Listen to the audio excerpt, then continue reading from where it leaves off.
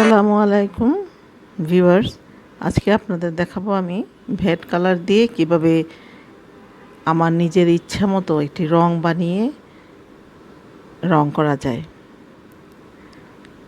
আজকে টিউটোরিয়ালে আমি একটি ওয়ান পিস জামার পিস কিভাবে করতে হবে দুইটি ডিজাইন দিয়ে সেটা আমি দেখাবো। আমরা শিবুরি বাটিকের ডায়মন্ড ফোল্ডিং দিয়ে আমরা এই ডিজাইনটা করব। আজকে হাতটাই হবে ডায়মন্ড ফোল্ডিং এবং জামার নিচে হবে ডায়মন্ড ফোল্ডিং এবং নিচে উপরে হবে জিগজ্যাগ একটি ডিজাইন।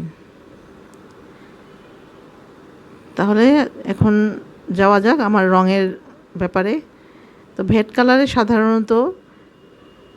সাধারণ যে রঙগুলি যেমন লাল, হলুদ, নীল, সবুজ, বেগুনি, কমলা,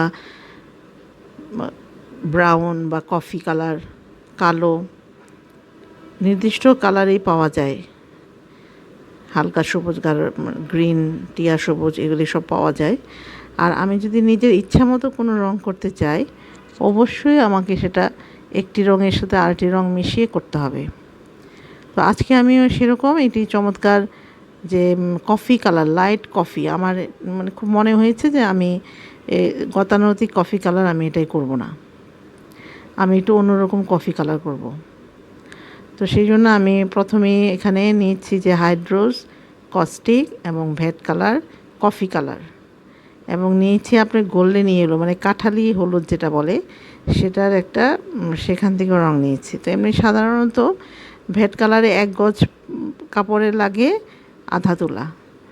তো আমি এখানে যেহেতু 3 গজ কাপড় নিয়েছি এবং বাঁধার পর ছোট হয়ে যাওয়াতে এখানে আমি সর্বমোট 1 তোলা থেকে 1.5 তোলা রং নিলেই হয়ে যাবে। তো আমি 1.5 তোলা নিয়েছি কারণ রংটা একটু খুব টেকসই হয়, ভালো হয়।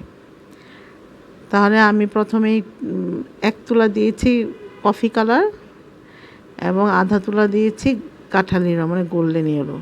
তো সাধারণত এই গোল্ডেন ইয়েলো, ভেট কালারে অরেঞ্জ, লাল এটা সরাসরি হালকা গরম পানিতে বা ফুটন্ত গরম পানিতে এটা দ্রবীভূত হতে চায় না, মানে গুলতে চায় না।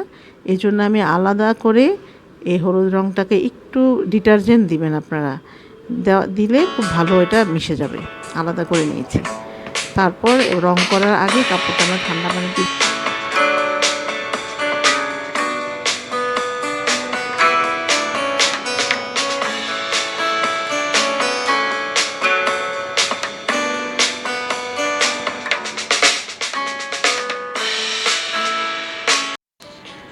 যদি আপনাদের ভালো লাগে অবশ্যই সাবস্ক্রাইব করবেন, লাইক কমেন্ট দিয়ে সাথে থাকবেন